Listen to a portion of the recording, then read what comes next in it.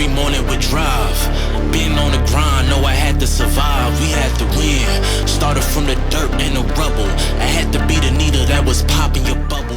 Hello and welcome into the Rookie Prospect Profile Series. This is a Zilla Fantasy Elite production. Today, we're going to be looking at tight end Tip Reiman within the tight end machine learning models. Will Tip Reiman shine bright or falter in our fantasy forecast? Stick around to uncover the verdict from our cutting-edge machine learning models, which do 1,000 simulations for each season of the prospect's first 4 years in the NFL. Tip Reiman was drafted pick number 82 overall in the third round by the Arizona Cardinals.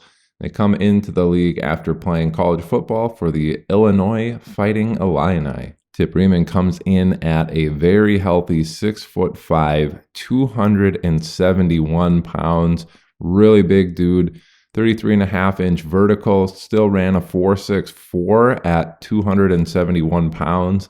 And if you know anything, the speed score in the 40-yard dash is very, very important for tight ends in terms of fantasy points per game. This is a good sign for him. Also, pretty solid 3-cone drill, 7.02. You're looking to get around 7 or below for wide receivers, and he was close to that. Bench press was absolutely out of this world. I think he hit 28 in the bench press, so guy is super strong. Very interesting profile. Let's go see what his numbers look like. All right, and looking at his year one numbers here, maybe a little less than desirable here. He was the third wide receiver drafted in the NFL draft, and we see him come in here with a 7th ranked mean and median. This is out of 12 total tight ends. Maximum output at 6 fantasy points per game is the 11th ranked one in the class. So really looking like in year one, he's got the 3rd ranked minimum, 11th ranked maximum, one of those profiles that it's maybe saying, hey, in year one, this guy's got a little bit higher of a floor, but a low ceiling. It's not going to do much in year one. Who hit 3 fantasy points per game during their rookie season as a tight end?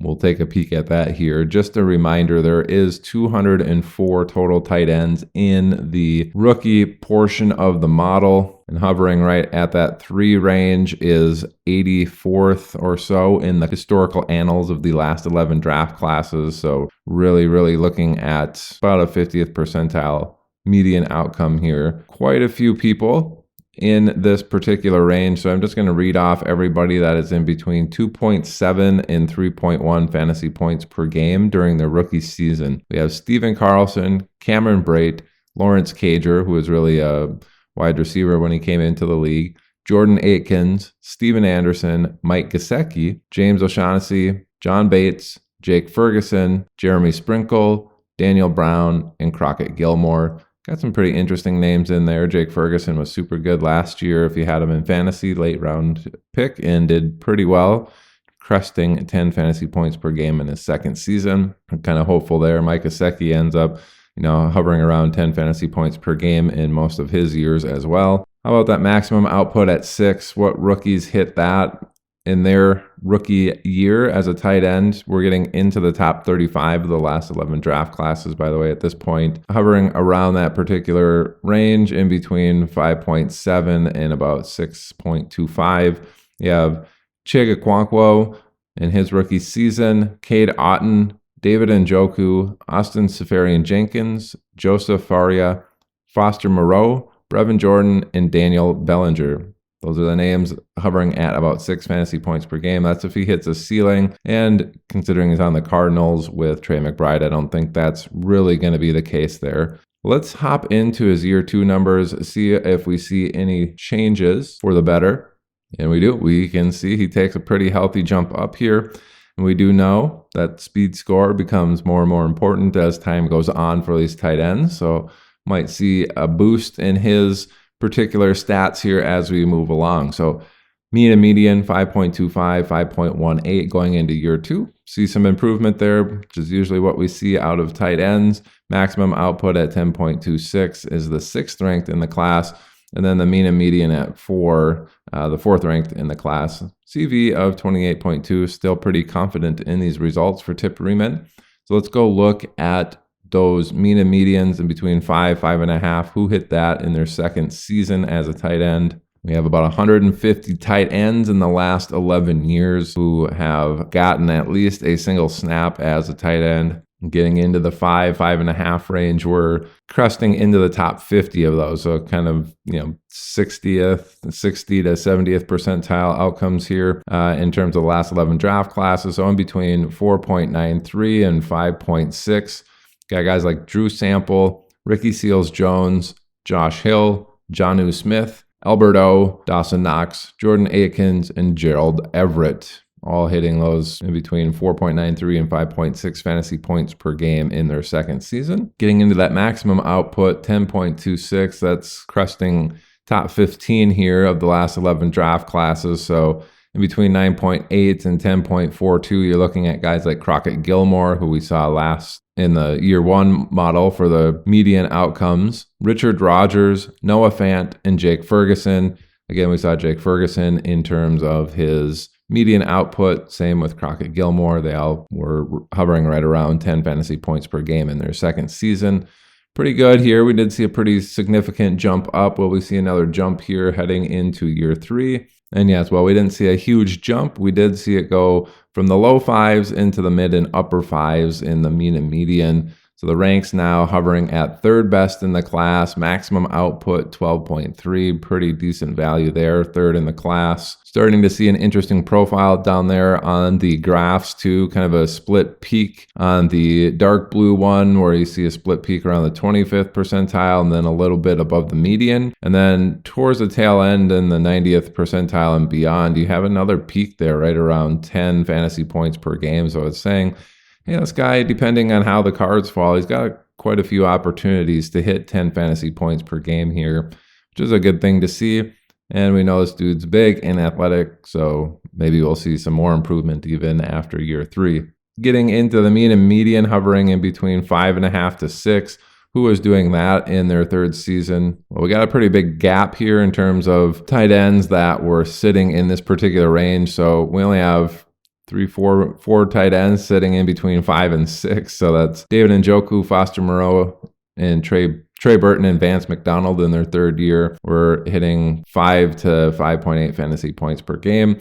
I'm just going to give you the additional list here of people that were at 4.9 to 6.3. We got a few names on there. Nick Vanette, Nick O'Leary at 4.9, and then OJ Howard and Ryan Griffin hit 6 and 6.3 respectively. So those are the names are your hovering around, not too bad. David Njoku, Trey Burton had his times or his moments. OJ Howard certainly had his moments. So he's looking like him in terms of the median output in year 3. Maximum output 12.3. That's got to be way up there. Yeah, top 5 of the last 11 draft classes if you go that route. Mark Andrews was at 12.15, and he was the 5th best third-year tight end in the last 11 draft classes in terms of fantasy points per game. Just below him was TJ Hawkinson at 12.11, and then Travis Kelce hit 11.6. A little bit above Mark Andrews was Evan Ingram at 13.7, and Tyler Eifert at 14.7. So pretty wide range of outcomes there. If you're looking at the maximum output, if he hits that, really, really, really good. I don't see that happening either, but he's big and athletic. If Trey McBride goes elsewhere, certainly a possibility. And then jumping into year 4, we do see another big leap up here. So from the upper 5s, basically mid to upper 5s, now we're hitting low to mid 7s for his mean and median outcome, which is third best in the class. And he's got the number 1 maximum output in terms of year 4 maximum outputs in the class. So really saying, hey, this guy should be pretty solid. If you're getting 7 or 8 fantasy points per game from him in year 4, that's actually pretty decent. These tight ends take a little bit of time to get going unless they're a super prospect essentially coming in. This guy, not a super prospect coming in, but it's saying based on his profile, he's got a huge max output. This guy could really, really tip the scales in his favor if things bounce in his direction with that 16.48 prediction. With the mean and median being pretty solid there, let's go look at who's hovering in between 7 and maybe 8 fantasy points per game in their 4th season as a tight end. And just for your knowledge, we do have 99 tight ends that are in the year 4 portion of the model. These guys hovering in between 6.9 and 8.14 are right around the top 25.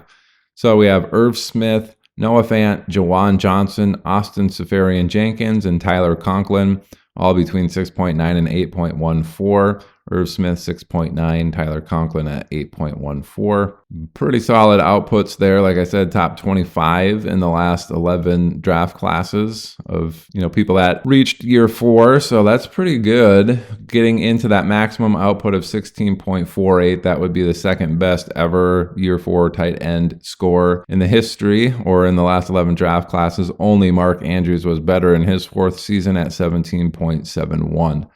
George Kittle at 15.64, Austin Hooper 14.6, Jordan Reed 14, Travis Kelce 13.8, Zach Ertz 13.1, TJ Hawkinson 12.67. TJ Hawkinson, the 7th best output there in year 4. So really interesting profile here from Tip Reiman. We've seen him basically increase or go up in fantasy points per game every single year, from year 1 to year 2 to year 3 to year 4, always increasing in that median and mean outcome. That's what you want to see from your tight ends, is growth. This profile really saying, hey, he might struggle in that first year, and I believe so if he's got Marvin Harrison Jr. and Trey McBride there. But as he kind of blossoms and goes out throughout his career, really saying this guy's got an opportunity to provide some legit fantasy value for your team, giving you, top 20 to top 30 scores, maybe in year 4 of the last 11 draft classes. So pretty solid outcome there. Really saying as the time goes on, this guy could have a monster ceiling. So if Trey McBride goes elsewhere and he's the only tight end with the Cardinals, kind of wheels up for this guy into year 3 and year 4. Or if they keep Trey McBride and he gets traded somewhere else where he's got an opportunity to be the only tight end, I wouldn't be too shy about sending some offers for a guy like that who's got a monster high-end profile. Super big, super fast. Well, not super fast, but super big, very good speed score, despite having a 271-pound frame on him. So very interesting profile. Glad to run it by you guys. That's going to do it for today's rookie prospect profile on Tip Reiman. This is presented by Zilla Fantasy Elite. Thanks for tuning in. Bye.